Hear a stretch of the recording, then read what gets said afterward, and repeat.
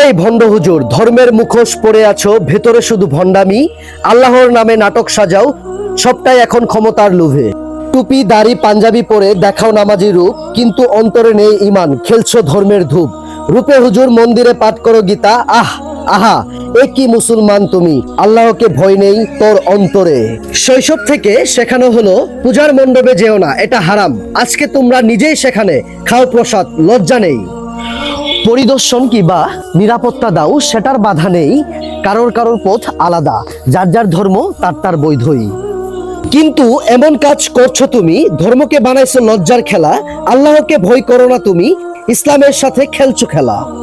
ক্ষমতার লোভে করো সব, সি সি সি, লজ্জা তোমার মুখে। ধর্মকে যদি বিক্রি করো ভোটের তরে। ওই ভণ্ড হুজুর, তুমি মনে রাখো, ইসলাম ভণ্ডামি মানে না, ইসলাম বিক্রির জিনিস নয়। আল্লাহর আদালতে একদিন সব হিসাব দিতে হয়।